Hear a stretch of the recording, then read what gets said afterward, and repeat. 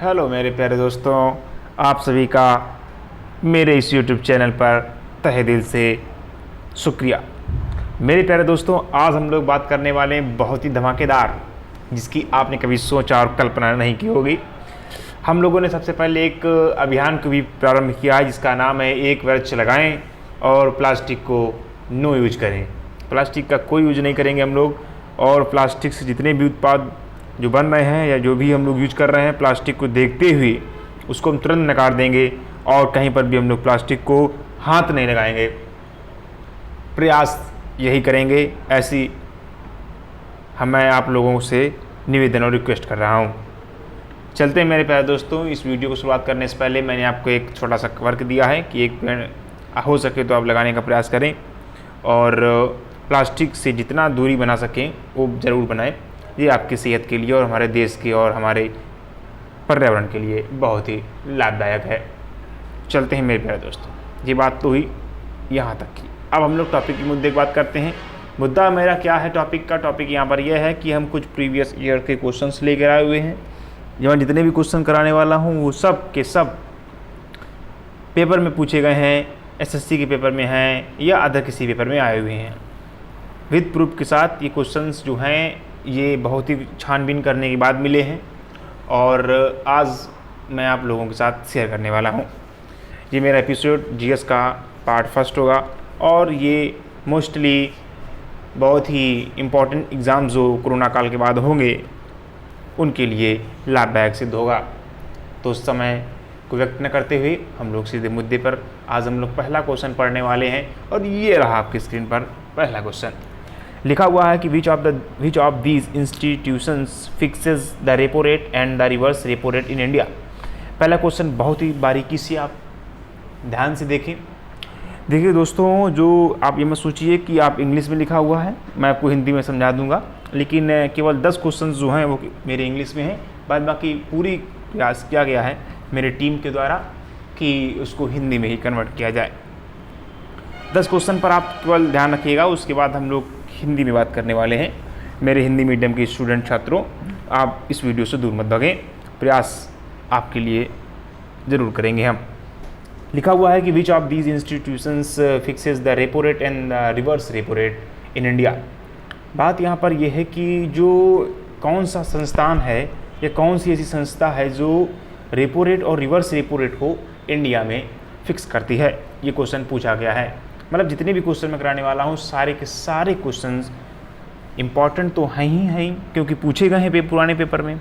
और आप देखते हैं कि जितने भी क्वेश्चंस अभी तक पुराने हो चुके हैं, मेरा यही मुद्दा होगा उन सभी क्वेश्चनों को मैं आप लोगों तक पहुंचा सकूं। तो पहला क्वेश्चन आप समझ चुके होंगे, इसका आंसर जो है वो है तीसरा नंबर, जिसको बोलते हैं RBI, reserve bank of India. Reserve bank of India, बात समझ में आ गई कि रेपो रेट और रिवर्स रेपो रेट जो फिक्स करती है वो संस्था का नाम है RBI। अगला क्वेश्चन आपकी स्क्रीन पर सेकंड नंबर लिखा हुआ है, पढ़ लीजिए, मैं आपको समझा दूंगा हिंदी में, शायद आपने पढ़ लिया होगा। Which of the following books is not written by Salman Rushdie. Salman Rushdie एक प्रसिद्ध राइटर हैं, आपने सुना भी होगा। ये मोस्टली ये अक्सर करंट अफेयर्स के मुद्दों में बने रहते हैं, बहुत सी पुस्तकें लिखते हैं, बहुत ही अच्छे पुस्तक लिखने वाले हैं ये। तो इनकी कह रहा है कि कौन सी पुस्तक जो है वो मतलब सलमान रुश्दी की नहीं है।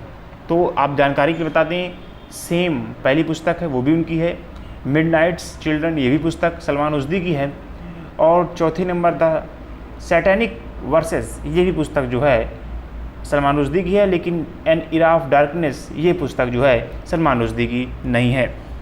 ठीक है, ये क्वेश्चन पूछा गया था एसएससी में।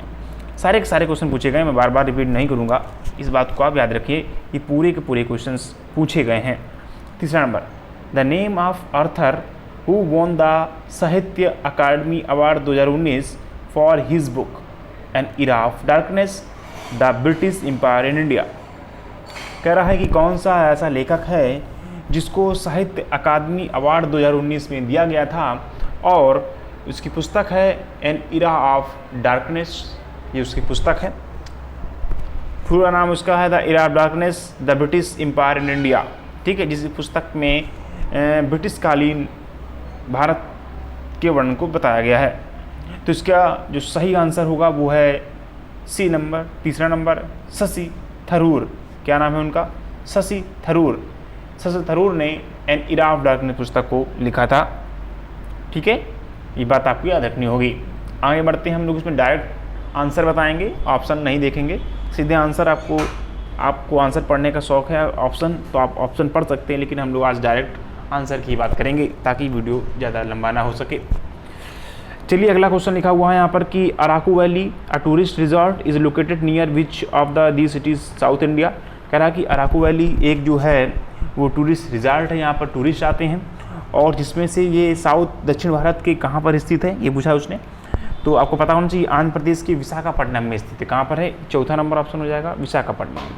चलिए, पांचवा नंबर लिखा हुआ सर थॉमस राव या सर थॉमस रॉय, ठीक है, came as an official ambassador from king James first of England to which Mughal emperor's court. कहने का मतलब ये है कि जो सर थॉमस रॉय थे, जो कि एक राजदूत बन के आए किसके काल में? किंग जेम्स फर्स्ट, जो कि इंग्लैंड के थे, किंग जेम्स फर्स्ट, उन्होंने वहाँ से एक राजदूत भेजा था जिसका नाम था सर थॉमस रॉय।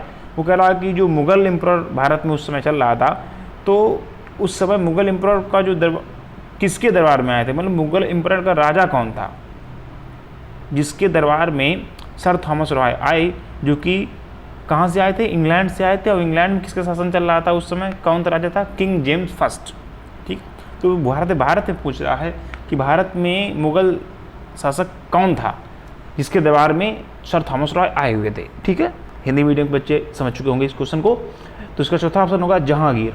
जहांगीर के दरबार में, ठीक है, जो है सर थॉमस रॉय राजदूत बन के आए हुए थे। ठीक है, छठा नंबर क्वेश्चन पढ़ने का प्रयास करेंगे। Which of these words refers to the scientific study of domestic dogs. सब मिक्स क्वेश्चन यहाँ पर हम लोगों ने दे रखे हैं। यहाँ पर आपको फिजिक्स का भी मिल जाएगा, जीएस भी मिलेगी, जीएस में पूरा इतिहास भी मिलेगा, आपका बायो भी मिलेगी, आपकी इकोनॉमिक भी मिलेगा, मतलब जितना भी मिक्सचर हो सकता है मैंने यहाँ पर परोसने का प्रयास किया है। मिक्स सब्जी है समझ लीजिए आप, और ऐसी सब्जी है जो इम्पोर्टेंट है, तो आपको खाना ही पड़ेगा। अगर नहीं खाना चाहते हैं तो फिर आप एग्ज़ाम से बहुत दूर हैं। चलिए, 6 नंबर लिखा हुआ है कि which of this words refers to the scientific study of domestic dogs. जो डोमेस्टिक जो घरेलू कुत्ते होते हैं उनके लिए कौन सा शब्द जो है वो वैज्ञानिक भाषा है, माने वैज्ञानिक दौर, वो कौन सा ऐसी अध्ययन है जिसमें हम लोग घरेलू कुत्तों का अध्ययन करते हैं, ऐसी विज्ञान की कौन सी शाखा है उसका नाम बताएं। ये है क्वेश्चन शुद्ध रूप में हिंदी में। तो इसका आंसर हो जाएगा साइनोलॉजी।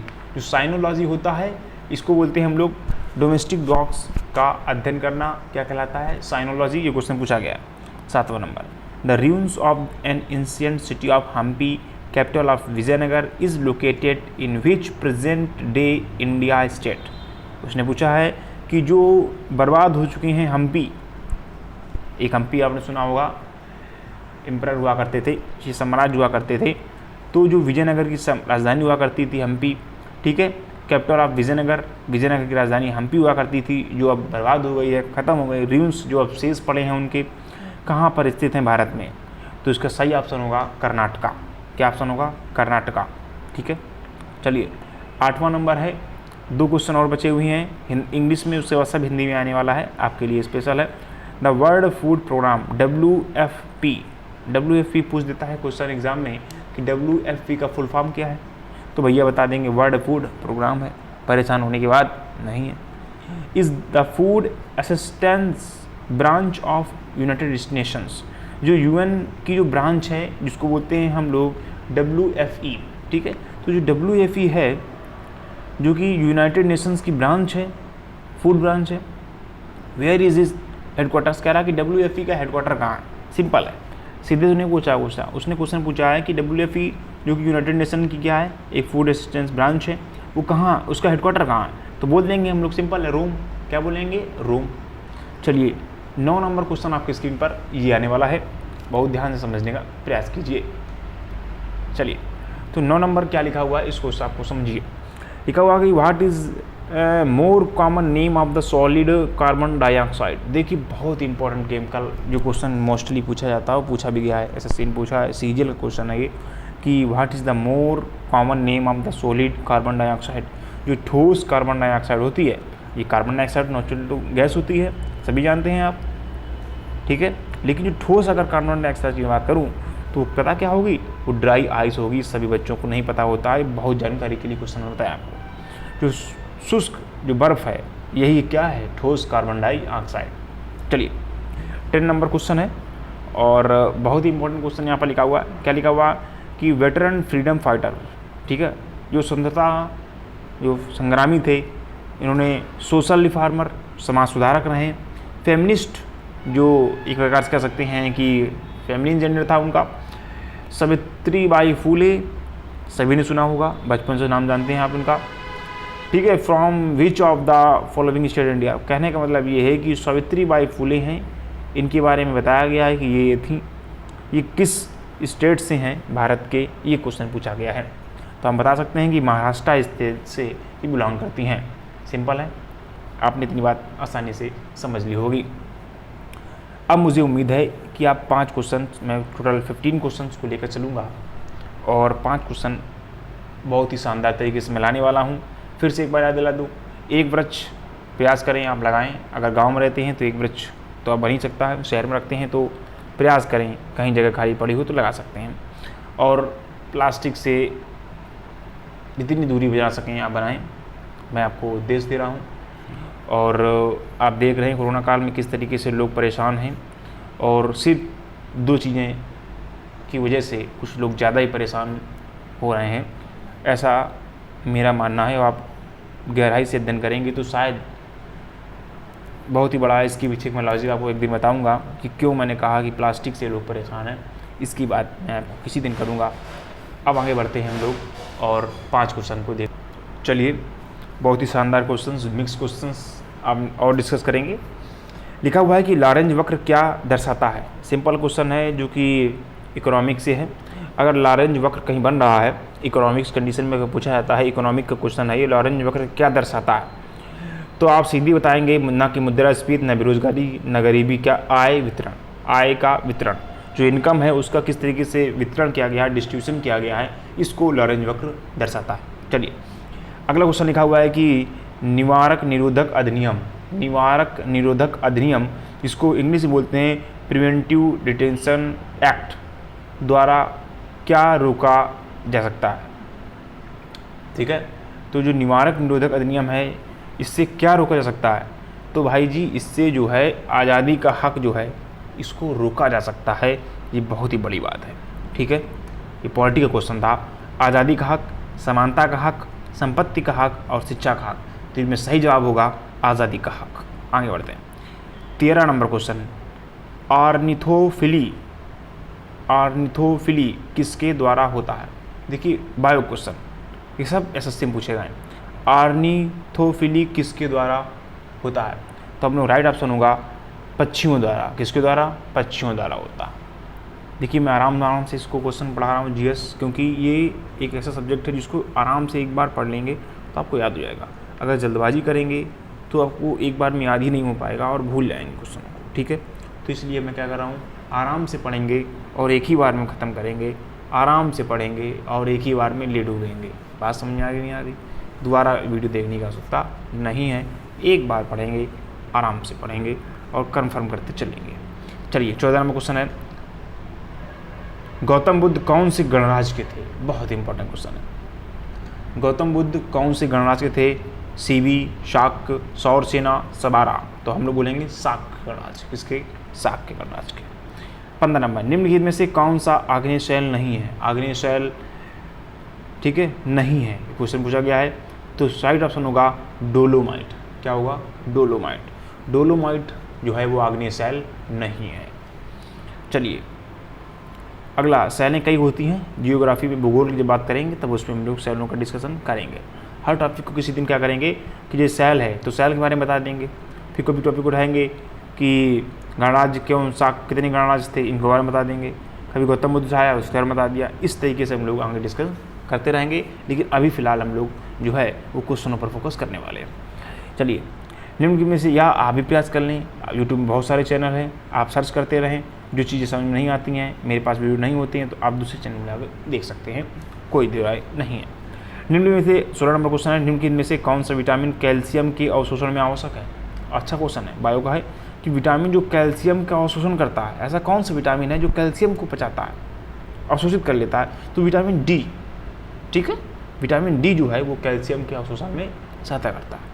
जो सूर्य का प्रकाश होता है विटामिन क्या करता है? डी देता है। अगर नहीं कहते हैं धूप में बैठा करो तो कैल्शियम की मात्रा क्या होती है? बढ़ जाती है। बढ़ कैसे जाती है कि जो खाने में कैल्शियम होगा, धूप लेंगे तो वो जो विटामिन डी आ रहा है वो भोजन से या बॉडी से कैल्शियम क्या करेगा? एब्जॉर्ब करेगा। जो हम खा रहे हैं उसमें कैल्शियम क्या करेगा? एब्जॉर्ब करेगा। ये चीज़ है, कहीं ना कहीं ऐसी चीज़ें होती हैं। बात समझ में आ रही? 17 नंबर, सूर्य की सबसे बाहरी परत को क्या कहते हैं? सूर्य की सबसे बाहरी परत भैया सभी जानते हैं, वर्णमंडल। क्या बोलते हैं? वर्णमंडल। ठीक है, इस बात को आप समझ रहे होंगे, ये क्वेश्चन एसएससी में पूछा गया है। अगला क्वेश्चन है, अगर कचरा पीने के पानी में मिल जाए, ध्यान समझिए, देखो मैं क्वेश्चन को आराम से पढ़ा करो तो ज़्यादा याद रहता है। अगर कचरा जो है पीने के पानी में मिल जाए तो कौन सी बीमारी फैलेगी, ये आपको समझना है। अब सोचो, स्कर्वी तो होगा नहीं क्योंकि विटामिन सी की कमी से होता, टाइफाइड, मलेरिया, एनीमिया, ये हो सकते हैं तीनों में से। तो मलेरिया तो बीमारियों से होता है, लेकिन मलेरिया जैसे हो गया या मच्छर काटने से, ऐसे मतलब बैक्टीरिया से काटने से होता है। एनीमिया जैसे होता है, ठीक है। लेकिन टाइफाइड जो है ये गंदगी से होता है। तो अगर कचरा पानी मिल गया, पानी में क्या मिल गया? कचरा, तो कौन सी बीमारी फैलेगी? टाइफाइड फैलेगी। कौन सी फैलेगी? टाइफाइड फैलेगी। ऐसे आपको याद रखना। बात समझ रहे हो? चलो 20 क्वेश्चन देख लो, टोटल कर लो 20। ठीक है।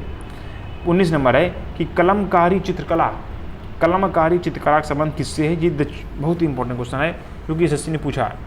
तो आपको सीधे याद रखना है कि कलमकारी चित्रकला का संबंध जो है वो दक्षिण भारत में स्थित हस्तचित्रित सूती वस्त्रों से है। किससे है? दक्षिण भारत में स्थित हस्तचित्रित सूती वस्त्र, जो साउथ इंडियन में है, जो हाथों से और जो सूती वस्त्र बनाए जाते हैं उसमें चित्रण किया जाता है, उससे संबंधित है किसका? कलमकारी चित्रकला। मेरी बात समझ में आ रही होगी? ठीक है। 20 नंबर क्वेश्चन, और बहुत ही शानदार क्वेश्चन आपके स्क्रीन पर ये रहा। चलिए